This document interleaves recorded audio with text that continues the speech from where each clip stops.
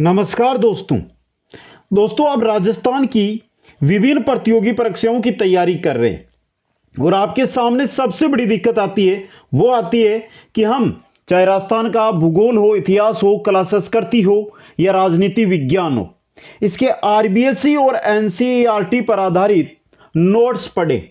इसके लिए आप कक्षा 6 से लेकर 12वीं तक की किताबों का अध्ययन करते हैं दोस्तों। उसी का समाधान हम लेकर आए और उसका समाधान है जिसके अंदर हम राजस्थान भूगोल की क्लास नंबर 6 है, चल रही है, हमारी 5 क्लासें हो चुकी है। राजस्थान भूगोल कोर्स के नाम से प्लेलिस्ट बनी हुई है जहां पर आपको पांचों की पांचों क्लासें मिल जाएगी। मेरे कहने का मतलब यह है कि ना आपको आरबीएससी की और ना एनसीईआरटी की किताबें पढ़ने की जरूरत है, सिर्फ आप ये क्लासें अटेंड कर लो। और मित्रों, क्लास आप अटेंड करने के बाद ही कमेंट करके बताना कि क्या आपको आरबीएससी और एनसीईआरटी का निचोड़ मिला या नहीं मिला।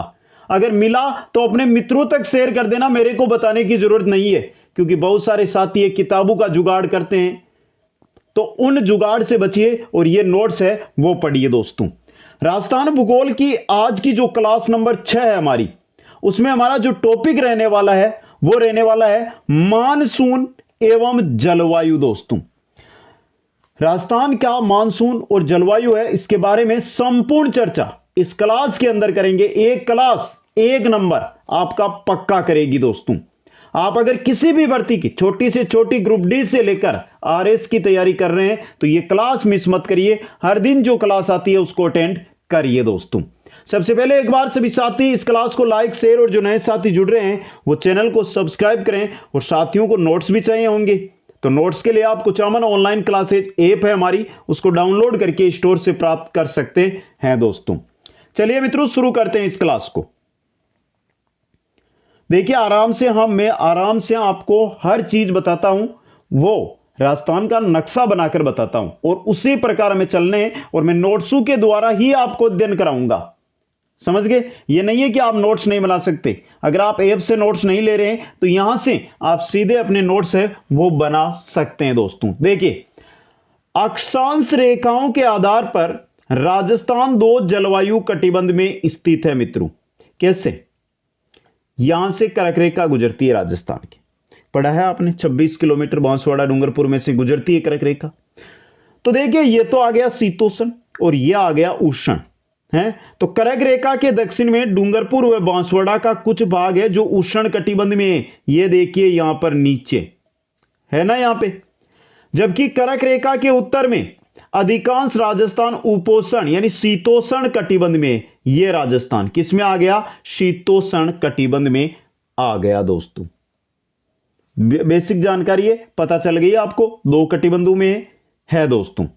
अब देखिए, भारत की जलवायु उष्ण कटिबंधीय मानसूनी जलवायु है। भारत की जलवायु कैसी है? सीधा क्वेश्चन आ जाता है, उष्ण कटिबंधीय मानसूनी जलवायु दोस्तों। अब आगे चलिए, देखिए आगे क्या लिखा हुआ है। अरावली पर्वत तथा 50 सेंटीमीटर समवर्षा रेखा राजस्थान को जलवायु के आधार पर 2 भागों में विभक्त करती है। देखिए, आराम से समझिए, एक एक जानकारी, कोई दिक्कत नहीं होगी। आप चाहे कोचिंग कर रहे हैं या आप ऑनलाइन कोर्स लेकर अध्ययन कर रहे हैं, आराम से करिए, लेकिन हमारी क्लास को मिस मत करिए। मैं इतना कहना चाहता हूं, क्योंकि जो एग्जाम हुए हैं और जिन साथियों ने हमारे साथ जुड़कर अध्ययन किया उनसे आप बात करिए, उनसे पूछिए। ये हम अरावली को मान लेते हैं कि ये हमारी अरावली है, समझ गए आप? यहीं पर 50 सेंटीमीटर समवर्षा रेखा है। अब देखिए, ये भाग है ना, ये भाग और एक ये भाग, 2 भाग हो गए ना दोनों तरफ। तो अरावली पर्वत या 50 सेंटीमीटर समवर्षा रेखा के पश्चिम में शुष्क व अर्धशुष्क जलवायु है। ये देखिए, यहां पर तो है शुष्क और यहां पर है अर्धशुष्क, समझ गए? तथा पूर्व में आर्द्र तथा अति आर्द्र जलवायु पाई जाती है। इस प्रकार है मित्रों, अलग अलग है, जैसे बारा, कोटा, झालावाड़, बांसवाड़ा, इनका भाग है, कुछ सिरोही का भाग है जहां पर अति आर्द्र जलवायु है। बाकी जो ये क्षेत्र है ना, यहां पर आपकी कौन सी है? आर्द्र जलवायु है दोस्तों। आ गया समझ में? यह बेसिक जानकारी हो गई आपकी। अब देखिए, यहां पे राजस्थान में 1 वर्ष की अवधि को 3 ऋतुओं में विभक्त किया गया है। राजस्थान में एक वर्ष की अवधि को 3 ऋतुओं के अंदर बांटा गया है। ग्रीष्म ऋतु मार्च से लेकर मध्य जून, वर्षा ऋतु मध्य जून से लेकर सितंबर, शीत ऋतु, अब शीत ऋतु को 2 भागों में बांट दिया। देखिए, मानसून के प्रत्यावर्तन की ऋतु अक्टूबर से मध्य दिसंबर, और शीत ऋतु है वो मध्य दिसंबर से फरवरी तक। ये 3 ऋतुएं हैं। स्क्रीनशॉट जो साथी लेना चाहते हैं स्क्रीनशॉट ले लीजिए यहां से, और साथ में नोट्स बना लीजिए। बहुत सारे साथी ये सोचते हैं कि सर तो सीधा है नोट्सों से पढ़ाते हैं।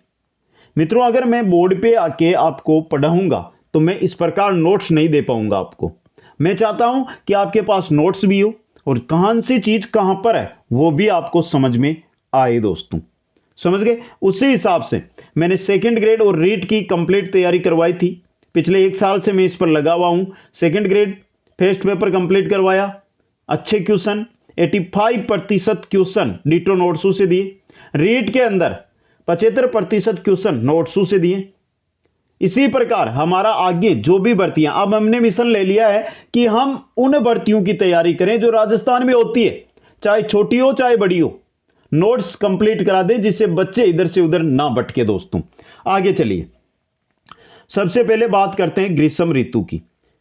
मानसून और जलवायु दोनों पढ़ रहे हैं ना हम, तो सबसे पहले, जबकि वो शुष्क जलवायु प्रदेश है, अर्धशुष्क जलवायु प्रदेश है, उपाद्र जलवायु प्रदेश है, आर्द्र जलवायु प्रदेश है, अति आर्द्र जलवायु प्रदेश है, आगे अध्ययन करेंगे। बहुत अच्छी क्लास रहने वाली है, आप बस शेयर करते जाइए। जिन साथियों ने लाइक नहीं किया ना, लाइक कर दो, हमारा मनोबल आपके एक लाइक से बढ़ता है। ग्रीष्म ऋतु मार्च से मध्य जून तक की अवधि को ग्रीष्म ऋतु के अंतर्गत सम्मिलित किया जाता है। मार्च से लेकर मध्य जून की अवधि ये ग्रीष्म ऋतु के अंतर्गत आती है। दोस्तों कब से कब तक आती है? तो देखिए यहां पे सूर्य के उत्तरायण के कारण भारत में धीरे धीरे तापमान में वृद्धि होने लगती है। सूर्य देखिए इस पर जाता है सर्दी के अंदर, वापस जैसे ही सूर्य उत्तर दिशा की ओर बढ़ने लगता है दिन प्रतिदिन, तो भारत में क्या होने लग जाती है? तापमान में वृद्धि, जिससे उत्तर पश्चिम भारत में निम्न वायुदाब का निर्माण होता है, जबकि अरब सागर में अपेक्षाकृत तापमान कम होने के कारण उच्च वायुदाब का निर्माण हो जाता है। देखिए एक चीज नोट रखना आप, जहां पर तापमान अधिक होगा ना वहां पर वायुदाब कम होगा, और जहां पर तापमान कम होगा ना वहां पर वायुदाब अधिक होगा। विपरीत है, तापमान और वायुदाब विपरीत है, ये समझ गए? तथा हवाएं हैं जो उच्च वायुदाब यानी अरब सागर से निम्न वायुदाब की ओर, यानी हम ये मान लें राजस्थान की ओर चलने लगती है। इसे ही भारत में दक्षिणी पश्चिमी मानसून कहा जाता है। अरब सागर से स्थल की ओर हवाएं आएगी तो वो कुछ ना कुछ तो नमी साथ लेकर आएगी, जिससे क्या होगी? वर्षा, और इसी को कहते हैं दक्षिणी पश्चिमी मानसून। दोस्तों जिसका प्रभाव वर्षा ऋतु के अंतर्गत होता है। प्रभाव कब होता है? वर्षा ऋतु के अंदर हमें देखने को मिलता है। दोस्तों अब देखिए आगे चलिए, बेसिक जानकारी, छोटी से छोटी जानकारी, कोई क्वेश्चन आपका ना छूटे उस प्रकार की जानकारी दे रहा हूं आपको। 21 मार्च इस दिन सूर्य की किरणें विषुवत रेखा पर सीधी पड़ती है। संपूर्ण पृथ्वी पर दिन रात बराबर होते हैं और यह बसंत विषुव कहलाता है। बसंत विषुव किस दिन? 21 मार्च।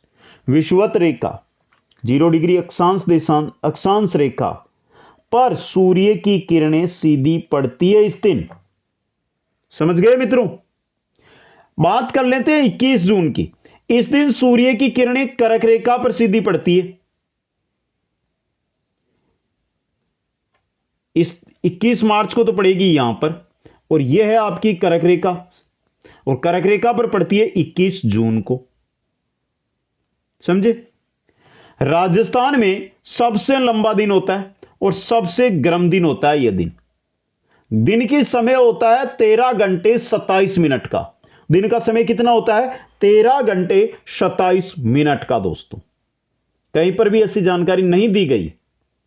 आप कोई सी भी गाइड उठा लो, कोई सी भी क्लास अटेंड कर लो। आगे देखिए, उत्तर पश्चिमी भारत में तापीय निम्न वायुदाब के कारण धूल भरी हवाएं चलती है जिन्हें आंधी कहा जाता है। राजस्थान की बात करें या उत्तर भारत की हम बात करते हैं तो यहां पर क्या हो जाता है, निम्न वायुदाब बन जाता है। निम्न वायुदाब बनेगा तो उच्च वायुदाब की ओर से हवाएं आएगी जिससे क्या चलती है, धूल भरी हवाएं। और बेसिकली राजस्थान थार का मरुस्थल वहां पर चलती है दोस्तों ये। अब देखिए आराम से, धूल भरी हवाओं की हम बात कर रहे हैं तो यहां से बहुत अच्छी जानकारी क्लियर होगी आपकी। राजस्थान में सर्वाधिक आंधियां श्री गंगानगर में चलती है और यह क्वेश्चन बहुत एग्जामों में आया भी है दोस्तों। सर्वाधिक आंधियां वाला जिला श्री गंगानगर। इसके अलावा एक क्वेश्चन और बनता है श्री गंगानगर से, सूर्य की सबसे तिरछी किरणें श्री गंगानगर में ही पड़ती है। कितने दिन चलती है, 27 दिन दोस्तों। बात करते हैं राजस्थान में न्यूनतम आंधियां किसमें चलती है, झालावाड़ में चलती है। राजस्थान में न्यूनतम आंधियां झालावाड़ में, गर्मियों के अंदर न्यूनतम आंधियां चलती है राजस्थान में, वो चलती है झालावाड़ के अंदर मात्र 3 दिन। कितने दिन, मात्र 3 दिन दोस्तों। इसके अलावा हम जैसे वर्षा ऋतु पढ़ेंगे तो वहां पर झालावाड़ में सर्वाधिक वर्षा होती है, सर्वाधिक आर्द्रता वाला जिला है, पता है ना आपको ये चीजें। निम्न वायुदाब के कारण राजस्थान में छोटे छोटे वायु भंवर यानी चक्रवात उत्पन्न हो जाते हैं जिन्हें स्थानीय भाषा में बबूल्या कहा जाता है। राजस्थान की स्थानीय भाषा में छोटे वायु भंवर या छोटे चक्रवातों को कहा जाता है बबूल्या। याद रखना है, सिंपल जानकारी, अच्छा जानकारी। आगे चलिए, ग्रीष्म ऋतु में चलने वाली उष्ण व शुष्क हवाओं को लू कहा जाता है। गर्म हवाएं, बिना नमी की हवाएं। अगर आप ग्रीष्म ऋतु में मई जून के अंदर जैसलमेर जाओगे तो आपको पता चलेगा, इन हवाओं को लू कहा जाता है दोस्तों। क्या कहा जाता है, लू कहा जाता है। पश्चिमी राजस्थान में सर्वाधिक दैनिक तापांतर पाया जाता है। यह बहुत इंपॉर्टेंट क्वेश्चन है, दैनिक तापांतर मिलेगा आपको पश्चिम राजस्थान के अंदर,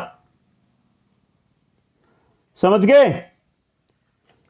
देखिए, क्योंकि पश्चिमी राजस्थान की बालू मिट्टी की अधिकता, वनस्पति का अभाव, बादलों का अभाव तथा सापेक्षिक आर्द्रता कम पाई जाती है। इस वजह से सर्वाधिक दैनिक तापांतर वाला जिला जैसलमेर और जगह पश्चिमी राजस्थान दोस्तों। क्वेश्चन है आपका, आराम से कवर कीजिए, कोई दिक्कत नहीं है दोस्तों। अब आगे चलिए, राजस्थान का सबसे गर्म महीना कौन सा है, जून महीना। राजस्थान का सबसे गर्म महीना है जून महीना, और जून में 21 जून का दिन, 21 जून का दिन।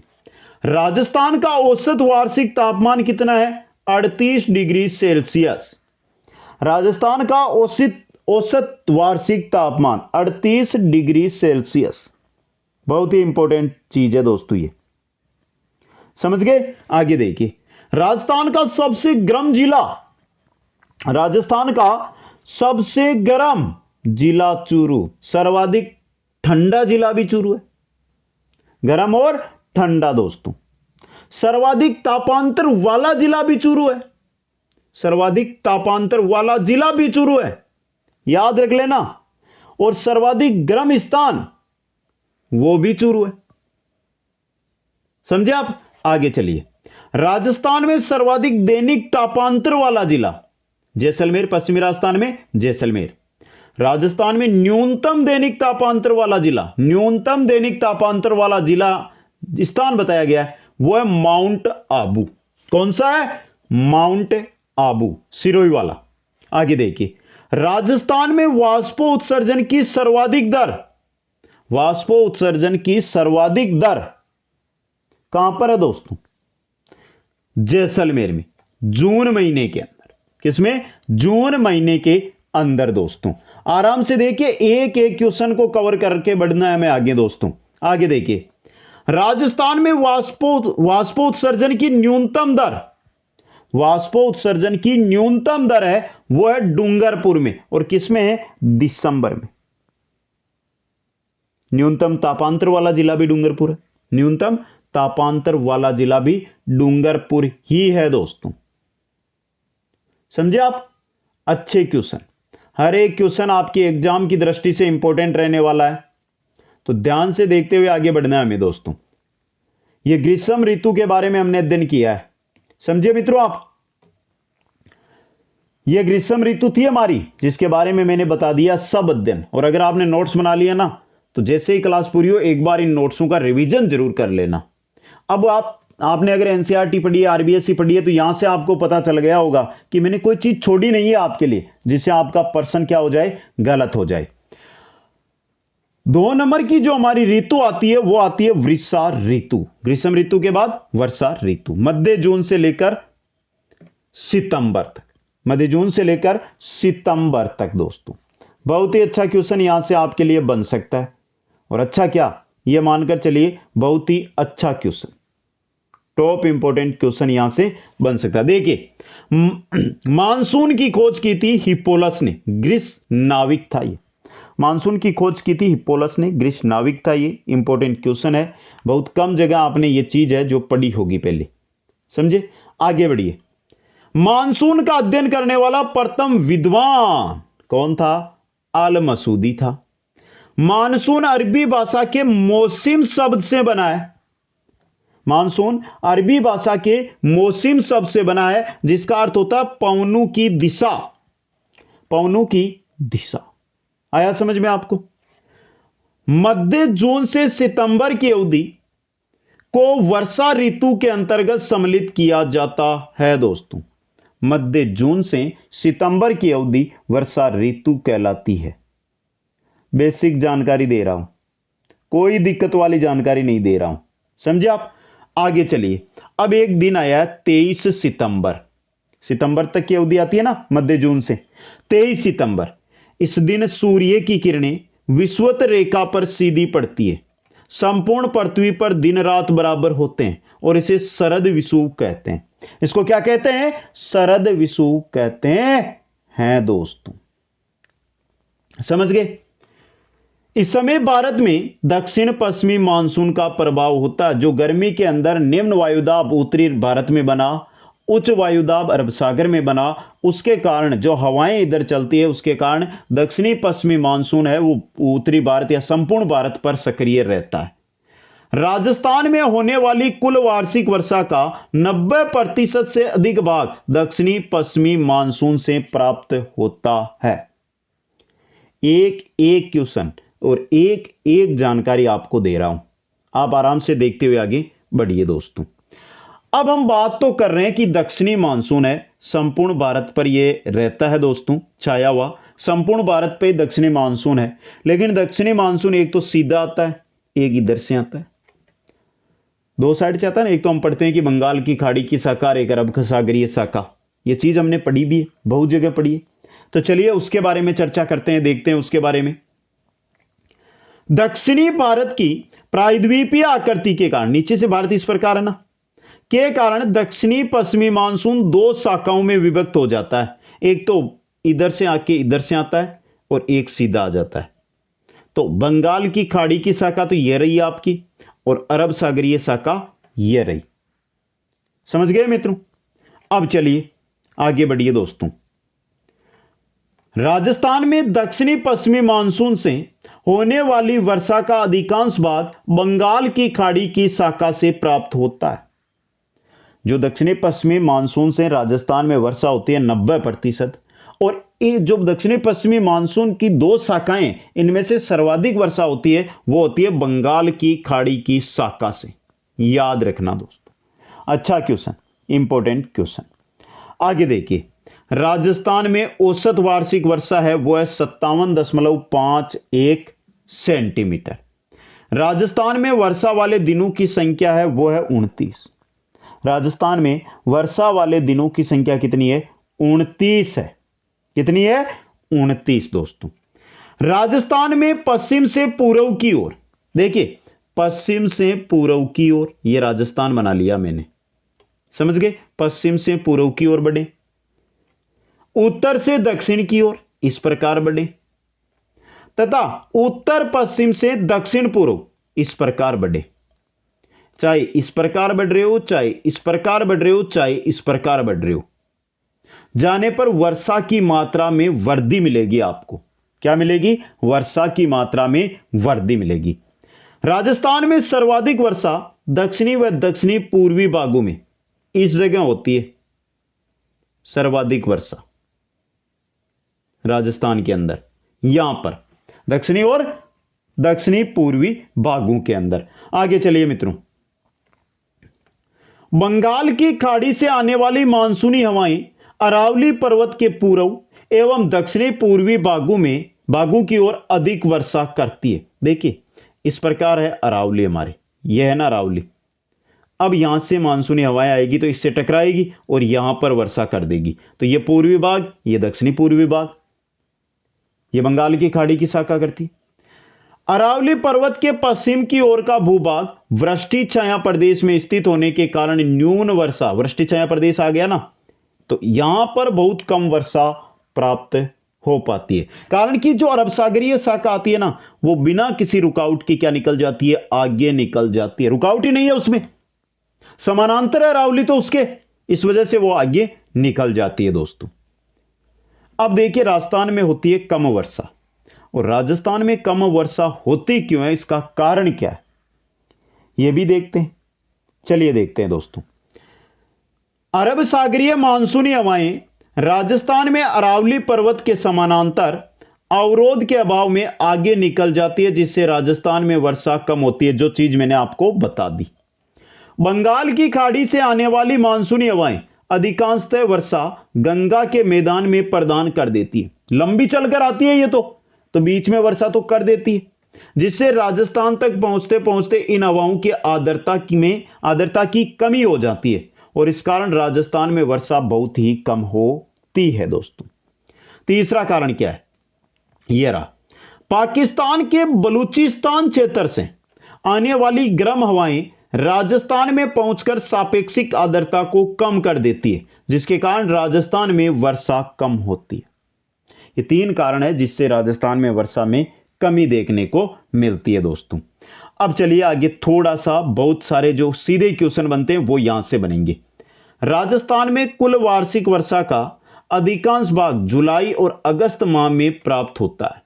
वार्षिक वर्षा का अधिकांश भाग है ना, 90% से अधिक भाग है ना, वो जुलाई अगस्त महीने में होता है। इसलिए राजस्थान के वायुमंडल में सर्वाधिक आर्द्रता जुलाई और अगस्त माह में पाई जाती है। सीधा क्वेश्चन पूछ ले आपको कि राजस्थान के मानसून में सर्वाधिक आर्द्रता किस महीने में देखने को मिलती है, तो जुलाई और अगस्त महीने के अंदर देखने को मिलती है। अब देखिए, ये सीधी वन लाइनर क्वेश्चनों की तरह आपके सामने लेकर आया हूं, जिनसे बहुत सारे क्वेश्चन आपके तैयार होंगे।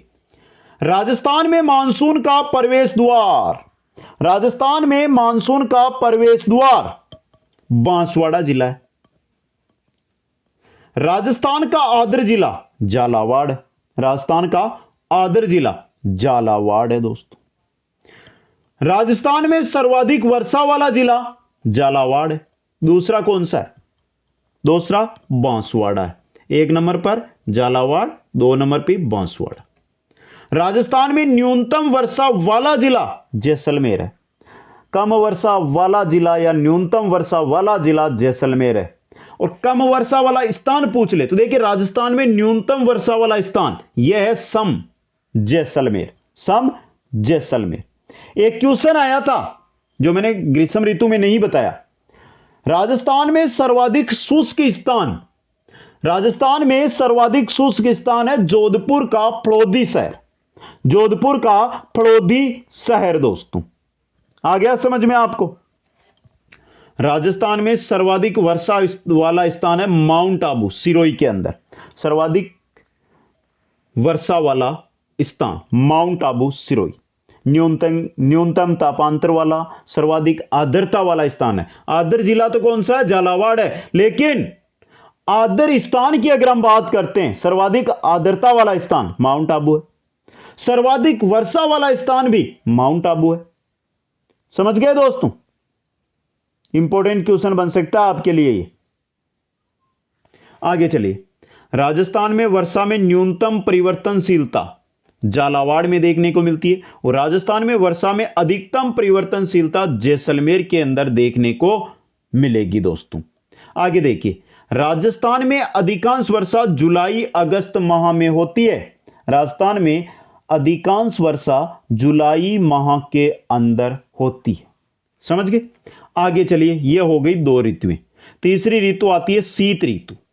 बहुत सिंपल सी ऋतु, कोई दिक्कत नहीं है। और एक क्वेश्चन पहले लिख दूं, शीत ऋतु की बात करते हैं तो क्योंकि वर्तमान में हम पढ़ रहे हैं तो ओले गिरे थे। सर्वाधिक ओलावृष्टि कौन से जिले में होती है? ये क्वेश्चन कमेंट करिए, आप यहां पे कमेंट करके बताइए, मैं लिख दूंगा। पहले ऊपर से शुरू करता हूं मैं। शीत ऋतु, शीत ऋतु को हम दो भागों में बांटते हैं, मानसून के प्रत्यावर्तन की ऋतु और शीत ऋतु। मानसून के प्रत्यावर्तन की ऋतु और शीत ऋतु। अक्टूबर से नवंबर माह में मानसूनी हवाएं राजस्थान की मुख्य भूमि से पीछे हटने लगती है। इसे ही मानसून का लौटना कहा जाता है या मानसून का प्रत्यावर्तन कहा जाता है। समझ गए? अक्टूबर, नवंबर और मध्य दिसंबर यानी 15 दिसंबर तक मानसून लौट जाता है। अब देखिए, सर्वाधिक ओलावृष्टि किस जिले में होती है? जयपुर के अंदर। यह क्वेश्चन बहुत इंपॉर्टेंट बन सकता है आपके लिए, बहुत अच्छा क्वेश्चन आपके लिए बन सकता है दोस्तों। समझ गए यहां से? अब आगे चलिए, बात करते हैं शीत ऋतु की।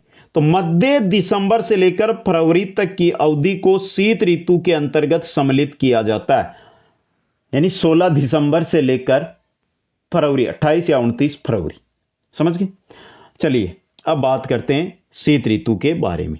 22 दिसंबर क्या है? इस दिन सूर्य की किरणें मकर रेखा पर सीधी पड़ती है और इस दिन राजस्थान में सबसे छोटा दिन और सबसे ठंडा दिन होता है। सूर्य जितना दक्षिण में जाना चाहता है उतना दक्षिण में यानी मकर रेखा पर चला जाता है। इसके बाद वो वापस उत्तर दिशा की ओर आने लग जाता है। तो सबसे ठंडा दिन होगा और सबसे छोटा दिन होगा। सबसे लंबी रात होती है इस दिन, सबसे लंबी रात होती है। शीत ऋतु में भूमध्य सागर में उत्पन्न होने वाले शीतोष्ण कटिबंध चक्रवात, भूमध्य सागर के अंदर शीत ऋतु के अंदर एक चक्रवात उठता है, शीतोष्ण कटिबंध चक्रवात। उपोष्ण कटिबंध पछुआ जेठ, देखिए शीतोष्ण कटिबंधीय चक्रवात है जो उपोष्ण कटिबंध पछुआ जेठ के साथ साथ तुर्की, इराक, ईरान, पाकिस्तान होते हुए उत्तरी भारत तक पहुंचते हैं तथा जिनसे पंजाब, हरियाणा, पश्चिमी उत्तर प्रदेश, उत्तरी राजस्थान में अल्प मात्रा में वर्षा प्राप्त होती है। और इन चक्रवातों की संख्या एक महीने में 3 से 5 होती है। शीत ऋतु के अंदर जनवरी के अंदर 3 से 5 बार ये चक्रवात, हम बात कर लेना राजस्थान की सिर्फ, तो राजस्थान में पहुंचते हैं दोस्तों। और इन चक्रवातों से लगभग 5 सेंटीमीटर वर्षा प्राप्त होती है। कहीं पर 15 हो जाएगी तो कहीं पर 1 होगी, कहीं पर होगी नहीं, तो कुल यानी औसत 5 सेंटीमीटर वर्षा देखने को मिलती है दोस्तों। अब इस वर्षा को क्या कहा जाता है? देखिए यहां पे मैं नक्शा भी बनाकर लाया हूं जिससे समझ आए, बताऊंगा वो आपको। देखिए इन चक्रवातों से प्राप्त होने वाली वर्षा को राजस्थान में मावट वर्षा कहा जाता है, जो रबी की फसल के लिए विशेषतः गेहूं के लिए लाभदायक होती है। और यह क्वेश्चन बहुत आया एग्जामों में कि मावट किस फसल के लिए जीवनदायिनी है? किसके लिए? गेहूं के लिए दोस्तों। अब देखिए यहां पे यह रहा भूमध्य सागर और यह उठा यहां पर शीतोष्ण कटिबंधीय चक्रवात।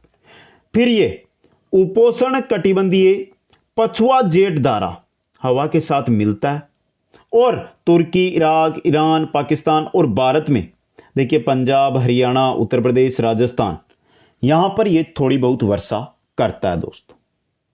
समझ गए? यह चीज आपकी आराम से आ गया समझ में?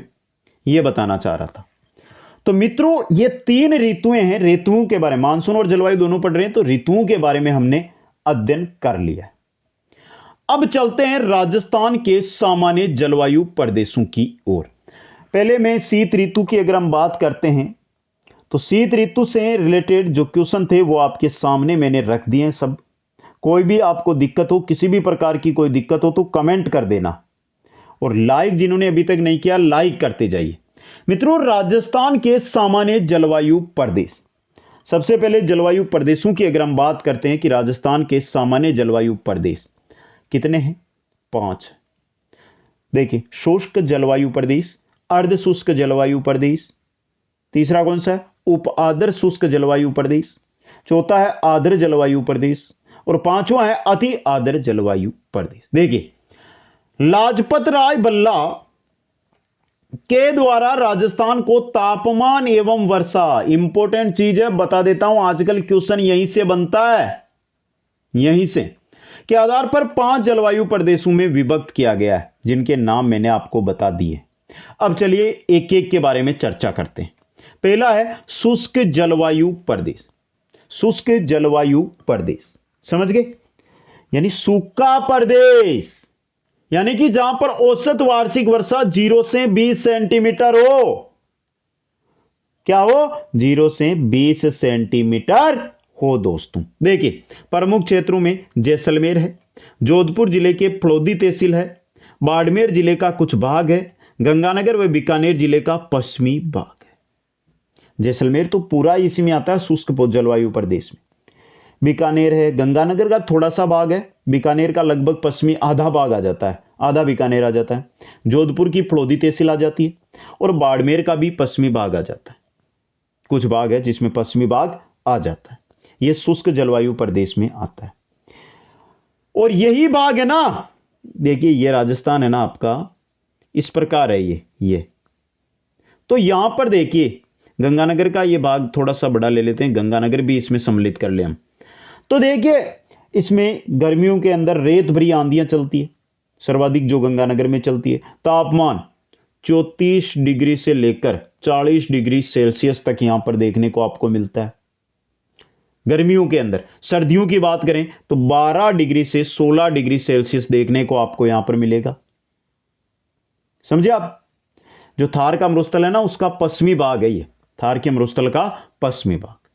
आ गया समझ में? यहां पर पाया जाता है ये जलवायु, शुष्क जलवायु। दूसरा जलवायु प्रदेश आता है अर्ध शुष्क जलवायु प्रदेश। अर्ध शुष्क जलवायु प्रदेश, औसत वार्षिक वर्षा 20 से 40 सेंटीमीटर, थोड़ी बहुत। यानी कि जो शुष्क जलवायु प्रदेश था पूरा सूखा था, यह आधा सूखा होगा। समझ गए आप? और यह अर्ध शुष्क जलवायु प्रदेश है ना, वहां पर आपको कांटेदार झाड़ियां देखने को मिलेगी। देखिए, प्रमुख क्षेत्र जोधपुर है, हनुमानगढ़ है, चूरू है, अधिकांश बाड़मेर है, झुंझुनू है, सीकर जिले का पश्चिमी भाग है, नागौर जिले का अधिकांश भाग है, और उत्तरी पश्चिमी जालोर है। ये आते हैं इसमें।